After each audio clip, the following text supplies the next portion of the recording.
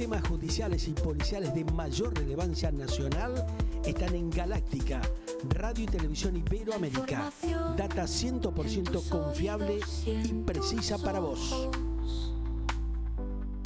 Bien, gente, temas realmente muy impactantes en estas horas en materia policial en toda la región latinoamericana, judiciales también, que lo vamos a desarrollar como siempre con nuestro especialista y analista en la materia, el doctor Edgardo Miller, que ya está en línea directa aquí en Galáctica Internacional en este Glóbulo Magazine con ustedes. Edgardo, bienvenido, temitas realmente varios hoy, como siempre, ¿no? Hola Pedro, ¿cómo estás? Bien, Un gusto bien, saludarte, a la audiencia, también al Glóbulo, programa que hace tantos años que compartimos, ¿no? Sí, muchos temas, muchísimos temas, pero hay un tema que había bajado un poco, Ajá. que no lo puse en primer término, pero que sí lo voy a desarrollar ahora, que tiene que ver con el famoso triple crimen, que, bueno, en su momento fiscal Arribas pidió al juez de garantías en el proceso que se utiliza en la provincia de Buenos Aires, el dictado de las prisiones preventivas para 9 detenidos. El juez aceptó, que es el juez federal, perdón, es el juez de garantías, que actuaba en la causa, pero el juez era Pino Guevara, si no me equivoco, declinó la competencia y de ahora en más esta causa, por el contenido que tiene y las derivaciones con el narcotráfico, dejó de ser una causa de la justicia ordinaria. Ahora corresponde a la justicia federal, la de Morón, se sorteó precisamente y ha recaído en el juzgado federal número 2 de Morón. Es decir, que ahora hay un nuevo juez, un nuevo fiscal, que se ha cambiado precisamente lo que tiene que ver con el procedimiento, porque uno es justicia ordinaria y la otra federal. El juez del Correccional 2 es Jorge Rodríguez, y digamos que, bueno, esto es importante para la investigación, porque yo creo que desde el principio tendría que haberse pasado, porque ya se sabía que había en el medio, a raíz de las declaraciones de las personas detenidas, había droga.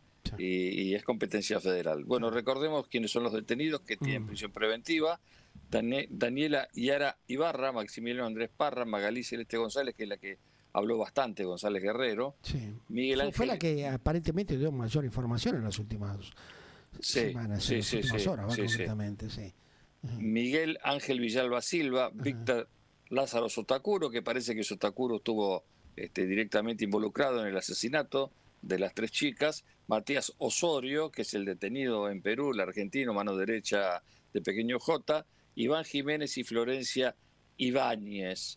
Y recordemos que está detenido y con pedido de extradición Tony Jansen Valverde Victoriano, al que le llamaban Pequeño J. Bien. Lo cierto es que estos 3 tienen prisión, estos 9 tienen prisión preventiva, y además ahora el ámbito donde va a seguir la causa es la justicia federal. Bueno, es importante esto porque se define el fuero, porque en definitiva estaba muy discutido esta cuestión, pero bueno, la justicia ordinaria ya terminó la investigación y bueno, obviamente que cuando hay cuestiones de narcotráfico que están establecidos en la ley 23.737 es competencia federal. ¿Esto podría tener algún tipo de vínculo, Edgardo, con el caso Bermelo, con esto que está pasando? No. En Brasil, en Río de Janeiro, no, nada que ver. Bien. No, esto es una banda que tiene centro en Trujillo, en el norte de Perú. Y todos los que están detenidos tienen alguna relación, los peruanos especialmente, ¿no? Porque, bueno, obviamente que allá en Trujillo, obviamente yo estoy sorprendido porque yo estuve en Trujillo y te contaba el otro día que mi primer libro está basado en la ciudad de barro más antigua del mundo, que está en Trujillo, en Perú. Era un lugar tan tranquilo que uno no se puede imaginar que allí ahora... Claro. Recordemos que tenemos 3 prófugos también, que son ciudadanos peruanos. Bien. David Gustavo Guamani es uno, el tío de pequeño, Manuel Valverde Rodríguez, es otro de los que está prófugo. Pero bueno, para darle un cierre a la primera parte de la información, digamos entonces que se va a investigar en la justicia federal por las vinculaciones con el precisamente narcotráfico, el asesinato de Brenda Morena y Lara, que tanta impresión y tanto duelo ha causado en la República Argentina. Tremendo. Por la brutalidad del crimen. Pero bueno, este es uno de los temas. Bien. El otro tema que está vinculado a lo que está sucediendo en Brasil. Recordemos que no es la primera vez que se busca eliminar el narcotráfico de las favelas a sangre y fuego. Ya en 2014, previo al Mundial que se organizó en Brasil, hubo una redada de la misma naturaleza con el mismo resultado de muchos muertos, pero hay que establecer 2 o 3 cosas. En primer término, el Comando Vermelho reúne casi 50.000 hombres. Sí. Un ejército, son los, ¿no? Tremendo. Sí, son los que entran en el internet porque las compañías no entran a la favela, entonces son los que entran al internet, son los que reparten las garrafas, son los que dan la ayuda médica, es decir que es un poco lo que decía el patrón del mal, ¿no? Sí. Escobar Gaviria. Sí. Una copia perfecta de eso, ¿no? Es así. Totalmente. Pero lo que hay que decir que en Argentina hace 8 años que había una organización vinculada directamente para lavar el dinero del Comando Vermelho. Lavaron 500 millones de dólares y comprando bienes de lujo. Sí. Vamos a decir que un requerimiento de juicio oral, esto fue revelado hace pocos días porque intervino la Procelac, ¿no? Sí. La Procelac que la Pero vos fijate los años que han pasado para dar claridad a este tema, ¿no? O sea, cómo es todo un entramado, viste, que tiene metido políticos, a funcionarios de distintas áreas. Es complicado. Es una cosa compleja, ¿eh? Mucho dinero, mucho dinero. Llamaba la atención lo que pasa en Nordelta, en muchas zonas de Tigre, en muchos country. O sea, hay cosas que realmente nunca se terminaron de entender. Algunos de los justamente propietarios decían, bueno, ¿de dónde sale esta gente? Se hicieron algún tipo de denuncias en su momento, pero nadie avanzó con ningún tipo de investigación. Bueno, pero 8 años para investigar, 8 años, bueno. Me parece que, bueno, fíjate que una elevación de juicio oral, sí, a donde llegaron a un acuerdo de juicio abreviado, los integrantes de la banda argentina, son para mí, desde todo mi punto de vista, por los apellidos y los nombres, esta gente también es brasilera, sí. Nali Pires Diniz, Raimunda Divino de Sousa, los de Sousa son los más importantes, Selma Lima Muñiz Barbosa, Felipe Gabriel Correira González, Eliamar Das Dor de Melo, Tiago Cardoso de Oliveira, Wilson Alexandre Cardoso de Oliveira, Juan José Isola, Antonella María Garbagnati y Luana Belén Isola llegaron a un acuerdo de juicio abreviado por lavar ni más ni menos que la pequeña cifra de 500 millones de dólares provenientes del narcotráfico y de actividad ilícita que tiene el Comando Vermelho en criptomonedas. Digo, son 2 noticias impactantes porque además de conocerse esta noticia hoy, entre las armas secuestradas aparece un fusil, esto es en Brasil, un fusil FAL, que son los fusiles que usa el ejército. Claro, pero vos sabés que los fusiles no es nuevo. Ya cuando se produjo la guerra de Perú y Ecuador, hubo un gran escándalo por la causa famosa venta de armas, porque Argentina le vendió armas a Ecuador, siendo parte del Tratado Interamericano de Asistencia Recíproca. Lo hablamos en ese momento, era un tema vergonzoso, ¿no? Que tenía mucho que ver con algunos funcionarios de turno de aquel momento, ¿no? Bueno, el gobierno de Carlos Menem, que volaron fábricas, así, destruyeron, en Río Tercero. Claro, una ciudad le hicieron un desastre. El 3 de noviembre de 1995 ocurrió eso. Y entonces lo que hay que decir que no es extraño que falten armas en Argentina que son robadas y comercializadas, no sabemos por quién, pero los FAL son propiedad de alguna fuerza de seguridad. Vos no podés como ciudadano particular. ¿Cómo están ahí, no? ¿Cómo están ahí? No podés ir a comprar un FAL. No hay posibilidad. Y lo cierto es que, bueno, ha habido muchos robos de armas en los cuarteles. Manos raras, ¿no? Con negociados muy extraños, realmente. Bueno. Sí, pero bueno, la causa de venta de armas es un antecedente para decir, bueno, Argentina vendió armas a uno de los miembros del TIAR, donde Argentina era garante, y en contra del único país latinoamericano que apoyó a Argentina en la guerra de Malvinas. Claro, es una cosa. ¿Cómo entra eso en el valero? O sea, uno no le encuentra explicación. Estas cosas son realmente tremendas y donde la justicia tiene que actuar realmente con mucha firmeza, ¿no? No podemos permitir ese tipo de cosas, ¿no? Porque realmente te demuestra realmente el descontrol que hay en muchos aspectos. Vamos al otro temita también que llama poderosamente la atención, que es el caso de la bandana Lourdes, ¿no? O sea, ¿cómo Lourdes Fernández. ¿Cómo está la situación con esta chica? A ver. Porque hay muchas contradicciones también ahí, ¿no? Lourdes Fernández es adicta, tiene muchas denuncias contra precisamente su expareja. Desapareció, la madre no tenía contacto, otra de las compañeras de Bandana hicieron una denuncia porque había desaparecido. La policía fue al departamento, allí en Ravignani, donde estaba... La encontraron No, pero ahí, ¿no? El primer día no la encontraron. El primer día, a la mañana van y el que era la pareja dice, no, acá no está. No, acá no está. Recordemos, se llama Leandro Esteban García Gómez, la expareja. Acá no está, no sé nada de ella. Y resulta ser que, bueno, con una orden de allanamiento lo encuentran a él cuando entra la policía, le rompen la puerta. El procedimiento fue con esos topes gigantes que usa la policía, rompió la puerta, ingresó y le encontró a Lourdes Domínguez y a él escondido en un placar. Bueno, el tema es que... porque habían dicho que era al revés la versión, ¿no? Que ella estaba en el... Bueno, parece que... Está bien, sí. Bueno, yo tengo el video de cuando le rompen la puerta. Recordemos que Elisa Vera fue la otra persona que intervino. Ahora, vayamos a tomar en serio algo, porque la violencia de género ocasiona mucha muerte de mujeres, mucho femicidio.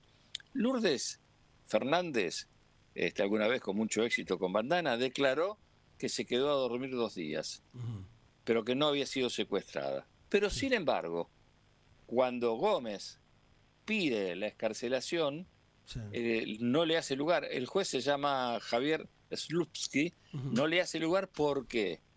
Porque tiene un historial de violencia de género con Lourdes Fernández impresionante. Por lo tanto, esa declaración que hace a la prensa Lourdes Fernández y que le dijo que no había sido secuestrada, no la tomaron en cuenta por los antecedentes que tiene precisamente este sujeto. Digo, esto es importante porque Lourdes Fernández está mintiendo, porque sí era una relación violenta, porque ella misma había posteado fotografías golpeadas. Entonces, vos lo que estás haciendo con esto, estás desacreditando una investigación judicial y estás perjudicando a muchas mujeres, porque lo que hace es quitarle credibilidad. Ahora, el juez fue mucho más inteligente, no le creyó nada a Lourdes Fernández y le negó la excarcelación. Buena actitud, buen accionar del juzgado y en este caso del juez, ¿no? Pero claro, porque... excelente trabajo. Es lo que reclamamos, porque este hombre no puede salir. Entonces ahora tiene además, atención, la causa es por lesiones agravadas, porque era la pareja, y por un delito que es muy severo, que es la privación ilegítima de la libertad. Lo que no se termina de entender, Edgardo, es cómo ella, habiendo hecho tantas denuncias, que lo constata el propio juez, después dice todo lo contrario, ¿no? O sea, estas contradicciones que no tiene sentido, ¿no? Más teniendo en cuenta lo que planteó la propia madre y sus allegados, ¿no? Sí, no, aparte Elisa Vera, que era compañera de ella también, están preocupadísimos porque había desaparecido, porque ya tenía un antecedente de violencia muy importante. Recordemos que las lesiones agravadas, además, tiene que ver con que está relacionado con la violencia de género, en lo que tiene que ver con la relación de pareja. Y la privación ilegítima, que es un delito muy severo, que es lo que le imputan a este muchacho, que lamentablemente parece que son las consecuencias no del éxito, sino del consumo de drogas, que está haciendo estragos en la sociedad, a tal punto que vemos que una mujer que fue exitosa, no nos extrañe, porque en Estados Unidos han muerto grandes músicos de sobredosis y mujeres también, no nos extrañe, pero en la Argentina llama la atención lo que le pasa a Lourdes Fernández, y que lamentablemente haya ido a desmentir la imputación del juez, que obviamente no le creyó, pero va a seguir detenido y tiene un proceso penal importante, porque aquí hay que recordar, para aquellos que saben de derecho y para los que no saben, que en lo que tiene que ver con la violencia de género se aplica lo que es la Convención de Belém do Pará del año 1994. Es decir, es una convención creada para la protección de los derechos de la mujer en caso de violencia de género. Por lo tanto, este señor, que obviamente está detenido y va a seguir detenido, tiene una causa complicada. Y yo creo que el juez actuó, como decís vos, con mucha justicia, hizo justicia porque además con mucho es razonable que si hay un historial que el tipo es violento y que hasta ahora solamente la golpeó, no se sabe qué es lo que puede pasar después, ¿no? O sea, totalmente, ella trató de cubrirlo, pero momentáneamente, por ahí, para no perjudicarlo, pero en una de esas lo dejan libre, vuelve a pasar la misma situación y termina, como ya conocimos un montón de situaciones, de casos que terminan con la muerte de la persona, claro. O la mata, claro, pero bueno, eso es lo que tiene que ver con lo judicial. Y en lo que tiene que ver con lo electoral, que siempre metemos un bocadillo, yo hago una lectura distinta a lo que hicieron los grandes medios. Yo digo, Javier Milei ganó la presidencia con 56 puntos, muy buen guarismo en el 23, pero ahora marcó 41. El análisis que yo hago es que Milei perdió 15 puntos de apoyo. Y el análisis que hago, que de 35 millones del padrón lo votaron 10 millones, con lo cual no tiene bajo ningún punto la mayoría, y además en el último recuento que se está haciendo parece ser que tampoco ganó la provincia de Buenos Aires, con lo cual cada vez se pone más en duda la posibilidad de que ser presidente de la nación reelecto en la elección del 2027, porque vos sabés que para ser presidente tenés que ganar la provincia de Buenos Aires, no hay vuelta. Y yo creo que, bueno, no es una elección tan brillante, más allá de después discutamos el papel de la oposición, del peronismo. Sí, todo lo que tiene que ver con... Pero ese es el análisis. No sé. Claro, vos fíjate que la oposición no existe. Ahora reúne a 20... Vos fíjate lo que es este gobierno, que reúne a 20 gobernadores y deja excluidos a los peronistas, como si no fueran parte del sistema. La verdad que es una vergüenza lo que está pasando en Argentina. Es un temita muy complejo, realmente, que van a tener que empezar a ver cómo rearman toda la estructura política, porque socialmente hay muchos problemas. Vos fíjate, estaba viendo ahora el resumen de la caída de la venta en supermercados en el mes que está culminando, y realmente es tremenda, desastroso, ¿no? Ni siquiera con las promociones especiales, con descuentos del 35 al 40%, se ha podido remontar la venta en las cadenas de supermercados, ni hablar con los comercios de cercanía y los supermercados chinos, ¿no? Que están en una debacle, en una situación tremenda. Eso habla a las claras, ¿viste?, de lo que realmente está padeciendo la población, y tiene que llamar a la concientización urgente, ¿no?, de la dirigencia política, al margen de estos encuentros a través de intermediarios para negociar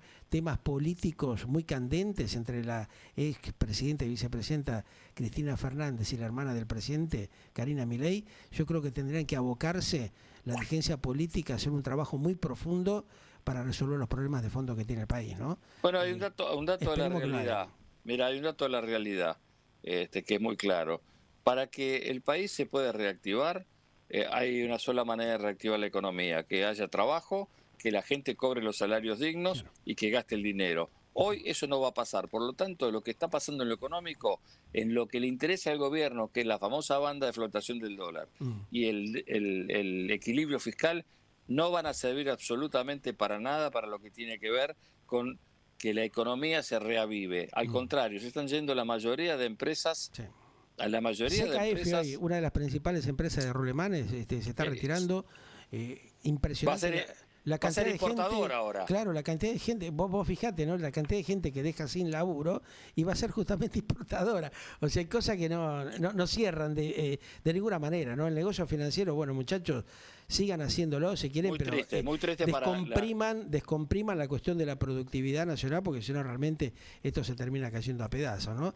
A pesar del éxito que han logrado, creo que urgentemente tienen que empezar a recapacitar estas cosas básicas elementales que sufre la gente, porque el tema pasa por ahí, ¿no? O sea, a ver, ¿cómo recomponer la estructura social si cada vez la estás serruchando un poco más? Ya pasaste la motosierra, bueno, guardala, sacale un poquito, retirarla de la actividad y empezá a tomar conciencia que tenés que reflotar la productividad, porque también, Edgardo, convengamos de que hay un problema serio de que las pymes están totalmente asfixiadas. Vos sabés que yo hablo permanentemente con muchos empresarios por el tema de tratar de captar publicidad, de los auspicios que necesitamos tener, porque nosotros no somos lametraste, ni chupamedia, ni alcahuete de los gobiernos de turno, y se nos hace cada vez más difícil eso, porque las empresas están totalmente hackeadas, ¿no? Vos sabés lo que es jaque mate en una empresa pyme, ¿no?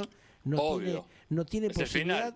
Exactamente, no tiene posibilidad de recupero, o sea, van aguantando, van tolerando el tema hasta que de alguna manera reacomodan las cuestiones internas de la compañía, de la familia, pero después bajan la cortina y nunca más. Entonces, ese es el tema que tiene que repensar los nuevos integrantes urgentemente, que van a estar en el Parlamento argentino, y empezar a tomar conciencia, dejar de currar y de pensar cómo sostienen sus quintitas y sus negociados de siempre, y pensar en el país de una buena vez, ¿no? Pensar en la celeste y blanca, porque si no realmente estamos bastante complicados, ¿no? Totalmente de acuerdo, y que la oposición tome el papel que tiene que tomar, y a ver si alguna vez existe la CGT, ¿no? Porque en realidad pareciera que no existe la CGT, que los trabajadores no tienen quien los represente. Olvídate. Pero bueno, eso es un tema muy delicado, que tiene que ver exclusivamente con lo que te decía al principio y lo que vos confirmás. Yo ando mucho por la calle, fui el otro día a Lisi, están 7 vendedores juntos, le digo, ¿qué hay? Convención de vendedores, ¿viste? Así. Y me conocen, voy siempre, le dice, no, me dice, no vendemos nada, no hay gente. Claro, bueno. Y ya cerraron 2 ICI, el de Tablada, y están cerrando el de Caseros. O sea, se están yendo las empresas. Claro, porque no pueden sostener la estructura, bajan el personal, recortan gastos, ni siquiera funcionan las escaleras mecánicas. Vos te venís acá al Magro, cerca donde está uno de los estudios de Galáctica. Ayer fuimos justamente en algún momento a hacer una escapada para traer algunas cosas que necesitamos al Jumbo de Almagro. Había 6 personas. Hay solamente 4 cajeras. Escuchá lo que te digo. 4 cajeras y vos veías que era un desierto eso, ¿no? Está bien, estamos a fin de mes, todo lo que quieras, pero estaba la promoción, porque ellos hacen una promoción para justamente mover el tema de los jubilados. Jubilados no había ninguno. Entonces, ahí eso te está demostrando realmente la caída brusca en el consumo que tiene, ¿no? Al margen de lo que dan las consultoras, que algunas se callan la boca porque están gatilladas también por los gobiernos de turno, la realidad lo ves ahí, en la baja movilidad que hay también en la ciudad, y en un montón de cosas que realmente llaman poderosamente la atención. Pero bueno, esperemos que empiecen a hacer lo que prometieron, ¿no? Producir un cambio y una mejora para la gente. Vamos a ver. Esperemos eso, y bueno, saludos a todos los de la audiencia. Un gran abrazo, Edgardo. Un placer estar en el Glóbulo. ¿Qué edición es esta? ¿Qué número es? ¿Tenés idea? Ya ni me acuerdo. Hace añares, así que hay que después vamos a ver, a agarrar la calculadora y a buscar. No, así es 100, 400.000, 300, tanto. Sos como Tangalanga, ¿no? Igual, ¿Te acordás? Anotá mi teléfono. 333. Bueno, ahora están por hacer un libertario que es bastante adherente del gobierno actual. Parece que está por hacer justamente un monumento, una historia. Después te lo comento. Después le vamos a llamar a él, que bueno, lo estamos llamando, pero ahora como se pasó, es muy libertario, ahora no nos atiende. Como lo hace mucho. ¿Viste? Un abrazo. Este país da para todo. Un abrazo grande. Que andes bien. Hasta luego. Muchísimas gracias. Como siempre, Edgardo Miller, aquí compartiendo los temas judiciales y policiales y alguna que otra pildorita para matizar esta triste realidad. Vuelvo a decir, ¿no? Lamentablemente la Argenlandia sigue muy activa. Ya volvemos.